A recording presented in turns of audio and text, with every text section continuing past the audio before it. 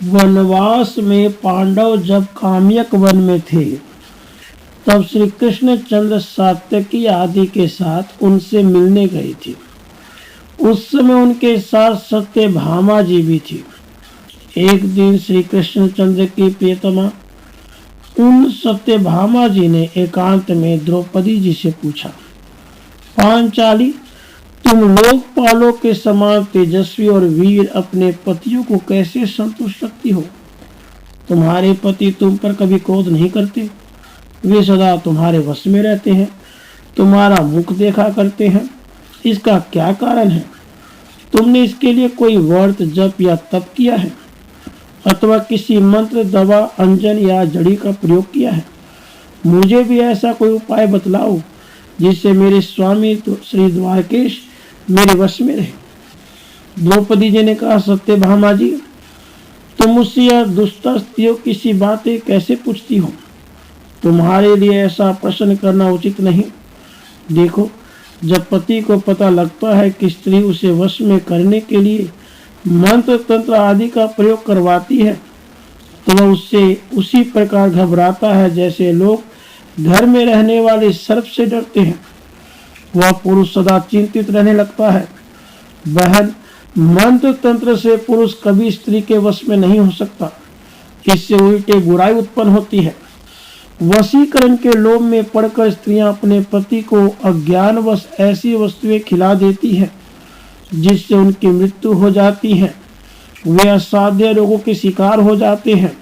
भोजन या लेप में वे ऐसी वस्तुएं मिला देती हैं जिनसे उनके पति जलोदर, कोढ़, नपुंसकता, पागलपन आदि भयंकर रोगों से पीड़ित हो जाते हैं अथवा अंधे या बहिर हो जाते हैं। धूर्त लोग ऐसे स्त्रियों को ठगकर उनका धन ले लेते हैं, उन्हें आचरण भ्रष्ट कर देते हैं, उनके द्वारा उनके पति को विषैली वस्तुएं दिलवा देते हैं। स्त्री को पति का अनिष्ट या अप्रिय कभी नहीं करना चाहिए। द्रौपदी जी ने आगे बताया, सत्यभामा जी, महात्मा पांडव मेरे जिन कामों से मुझ पर प्रसन्न है, वे तुम्हें बतलाती हूँ। मैं अहंकार, काम, वासना, क्रोध, दुष्ट भावों से दूर रहकर सदा पांडवों तथा उनकी अन्य पत्नियों की सेवा करती हूँ। कभी गर्व नहीं करती। मेरे पति जो चाहते हैं वैसा ही कार्य करती हूँ। उन पर कभी संदेह नहीं करती, न उनसे कभी कठोर वचन ही कहती हूँ।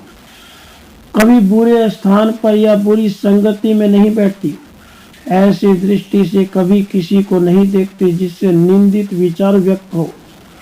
पांडवों के अतिरिक्त मेरे हृदय में किसी पुरुष के लिए कभी स्थान नहीं। पांडवों के भोजन किए बिना मैं भोजन नहीं करती, उनके स्नान किए बिना स्नान नहीं करती, उनके सो जाने पर ही सोती हूँ।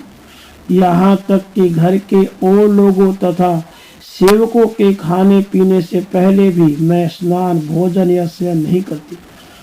मेरे पति बाहर से लौटकर जब घर आते हैं तब मैं आगे से उठकर उनका स्वागत करती हूँ, उन्हें घर में लाकर बैठने को आसन देती हूँ, हाथ पैर मुख धोने के लिए जल देती हूँ, घर और घर की सभी सामग्री स्वच्छ रखती हूँ, स्वच्छता के साथ भोजन बनाकर ठीक समय पर उन्हें भोजन कराती हूँ, अन्न तथा दूसरी सामग्री यत्न के साथ भंडार में सुरक्षित रखती हूँ। बुरे आचरण की निंदित स्त्रियों के पास न बैठती हूँ, न उनसे मित्रता रखती हूँ। बिना हंसी का अवसर हुए मैं हंसती नहीं, द्वार पर खड़ी रहती नहीं, घर से सटे उपवन में देर तक टिकती नहीं, क्रोध उत्पन्न होने वाले अवसरों को टाल जाती हूँ।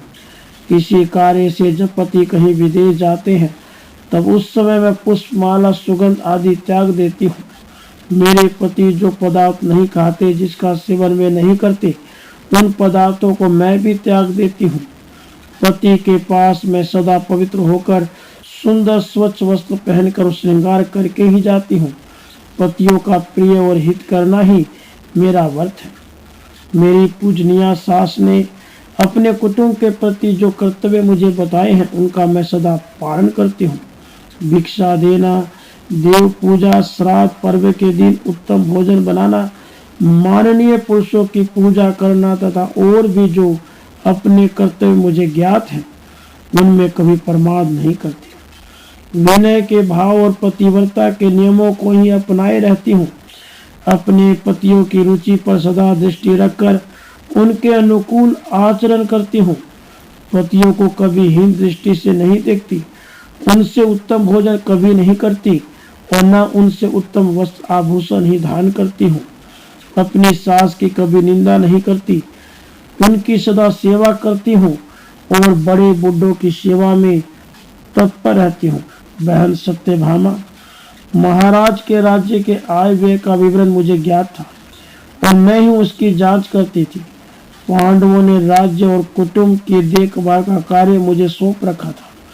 वे निश्चिंत होकर धर्म कर्म में लगे रहते थे और मैं सब सुख छोड़कर दिन रात परिश्रम करके यह भार संभालती थी। मैं भूख प्यास भूलकर पतियों की सेवा में लगी रहती थी। पतियों की सेवा से मेरा जी कभी नहीं उठता। मैं उनके सो जाने पर सोती हूँ, उनके उठने से पहले उठ जाती हूँ। पतियों को वश करने का मेरा उपाय यही है। ओछ स्त्रियों के आचरण का हाल मैं नहीं जानती। द्रौपदी के इन वचनों को सुनकर सत्यभामा जी ने कहा, पांचाली, तुम मेरी सखी हो, इसी से हंसी से मैंने तुमसे यह बात पूछी थी। इसके लिए तुम दुख या क्रोध मत करो। राधे कृष्ण। राधे